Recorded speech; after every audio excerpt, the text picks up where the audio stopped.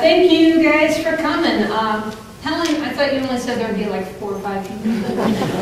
And you lied once.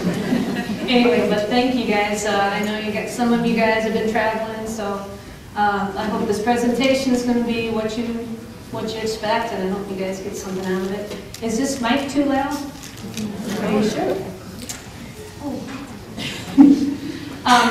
Anyway, before I start, I would like to mention Jan Balsam, who's been my boss for a long, long time. She said, Lisa, like 15 years ago, you'll give these talks, and before you know it, it'll be nothing.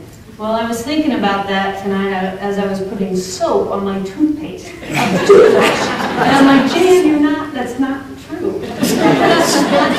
Might be for you, but it's not for me. You know? So you can take that home.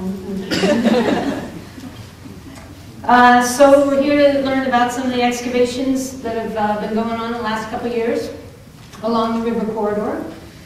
And let's see. And various questions after the presentation, so you write them down or whatever. Let's see. Obviously going the wrong way.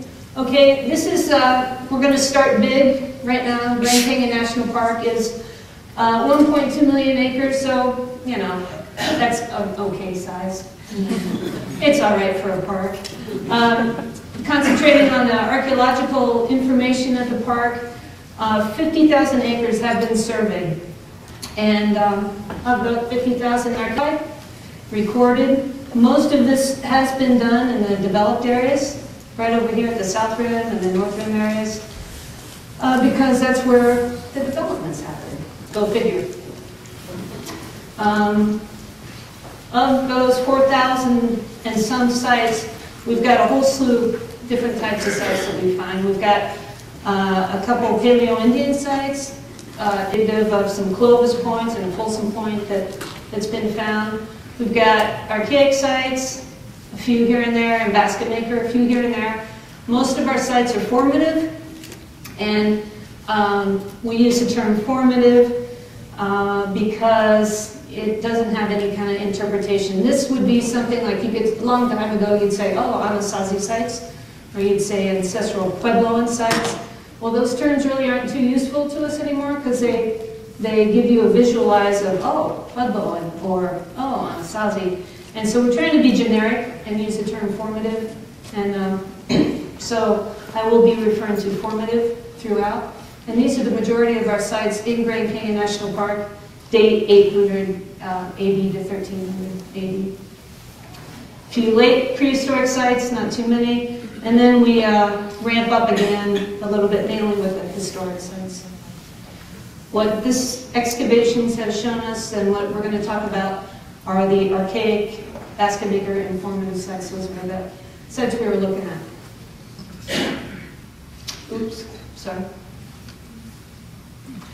Okay, now that was the big picture. That's Grand Canyon National Park. Now we're going to zoom down into the river corridor.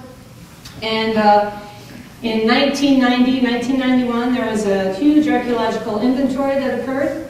And they traversed about 225 river miles. And they started from Glen Canyon Dam all the way down to Diamond Creek and found approximately 475 archaeological sites. Again, that's in the range of the formative era, formative time. This was as a result of the Glen Canyon Dam up there. You guys might have seen that before, up in Page, Arizona.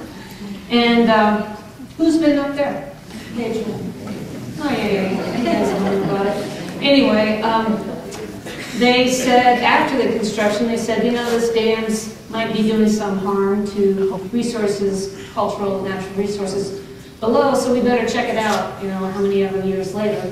So that's really how the inventory started, intense inventory started with that, to see what impacts were caused by dam operations, dam existence.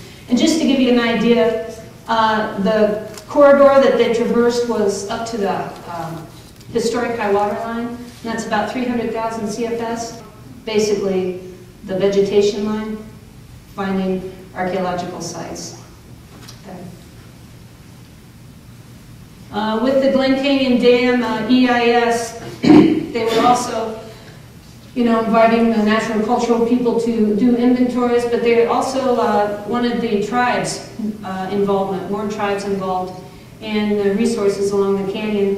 And you guys know that usually the tribes are always, tied into archaeological resources, but when you think about it, they're even more so interested in physical, biological resources that are really important to them. So this was an opportunity for the tribes to actually check out the corridor, see what's going down. Initially, there were 6 tribes involved in that Glen Canyon Dam project, and they still are to some extent. But since then, the park has brought in a few more tribes who have claimed cultural affiliation to the canyon. And this list of tribes are the current ones that the park deals with for cultural resources, natural resources, and such. They play a big part in our resource management for Grand Canyon. So in 1992, more formalized monitoring remedial action program came into play. And not to say that prior to this there wasn't monitoring of the archaeological sites going on. It just wasn't as consistent. They were doing it, just not as consistently. The Glen Canyon Dam project made it more formalized and monitor up to 100 sites a year. And that's actually when I came on board to do that. What we were finding through our monitoring for the last 10, 15 years was that most of these sites of the 475 are in great condition. They're preserved, they look really good. A handful of sites, maybe 20% or so, actually have visitor impacts that we've recorded, which would mean we're recording collection piles. And I'm sure none of you guys pick up artifacts and put them in a pile, right? Good, you don't. Trailing for visitation. But the most impacts that we see are physical impacts, and that would be caused by sheet wash, gulling, arroyo cutting, bank slump, things like that. So that was the majority of impacts to these sites. And that was probably like 40-some%, Jen, something like that. In 1995, we said, you know what, you guys, we've been monitoring these sites. We've got some preservation issues, they're eroding, so we need to start working on them, start doing some preservation work. So 1995, official preservation work began through the Glen Canyon Dam project. And prior to that, we had a stabilization workshop, and that's where we invited state and federal agencies, private sector, tribal representative, park people, obviously. And we said these are the types of impacts we're seeing along the river, mainly focusing on gulling. That was our big impact, and that's still the most prevalent that's going on down there.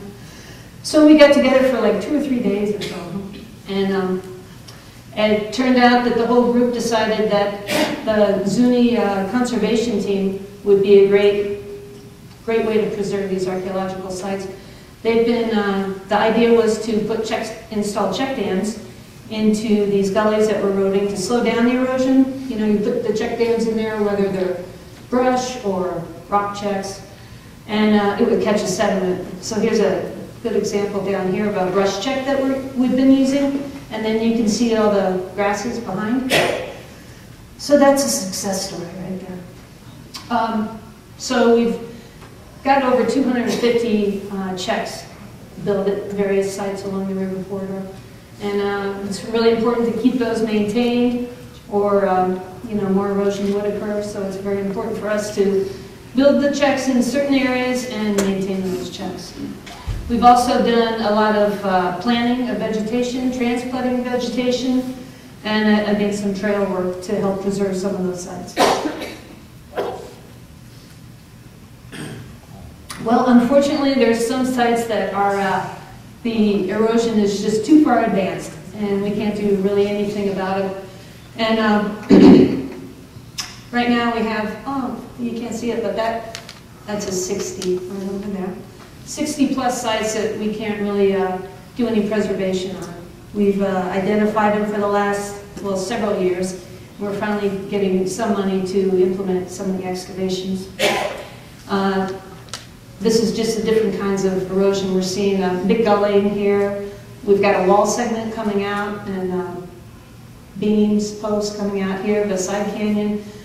Nice corrugated jar here coming out of an arroyo. That arroyo actually is about 2 meters. It's over my head, 2 to 3 meters or so high. So we've got to do excavation. We're losing material, and we have to do excavation. Doggone it. Okay, so as Martha was alluding to, excavation in the park.